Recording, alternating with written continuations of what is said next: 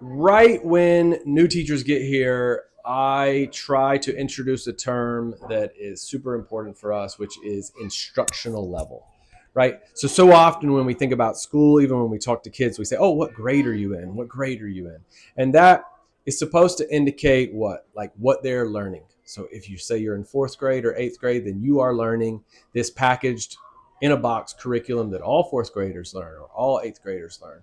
And for like most of history of education, that's really how it operated, right? Fourth graders did this. Oh, I remember we did that in fourth grade, or I remember we did that in fifth grade. But when you think of learning in terms of instructional level, it flips things. Instructional level is actually the level via which the student can learn and understand concepts. So when a student comes into ISLA, the first thing we want to do right away is evaluate their levels in reading, writing, and math, right? In particular, reading, writing, and math, because from there, we're going to provide instruction via direct, explicit, small group instruction from our qualified teachers to the students at the level they're at. So they may be in a sixth grade in terms of their age or on paper, but their instructional level could be anywhere from third to ninth grade, right? And based on their instructional level, that's the type of resources and the materials that we're going to get, and that's what we're going to plan for. That's why multi-age classes are so important, because it is fake to have everybody in the room getting everything at the exact same time. So when we have these classrooms that are already mixed with at least two levels, it is critical that the teacher walks into the room and realizes, I can't stand up in the front of the room. I can't give a lecture to everyone on exactly the same thing, particularly in these fundamental academic areas like reading, writing, and math. Instead, I've got to treat each student individually. Now, for the last many years, probably the last 25 years, there's been another buzzword that's talked about, which is differentiation.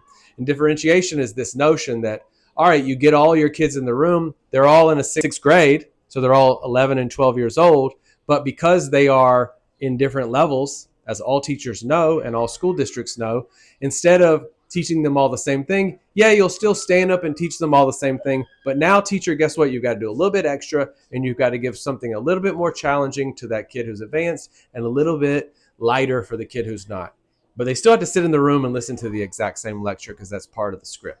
Well, that works if and only if everybody in your room is in a relatively similar level. So you can differentiate within a group if everybody's instructional level is sixth and seventh grade or fourth and fifth grade.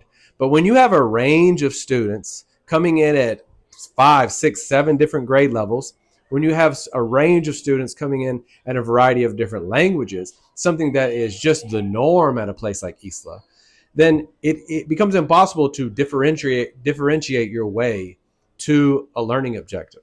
So it's critical that we treat each student where they're at. We evaluate them at the beginning. We set our instruction around small group, explicit instruction, and then the rest of the day, our students are able to work on and practice skills at their level with activities that are designed by their teacher, provided to them to meet the needs that they uniquely have.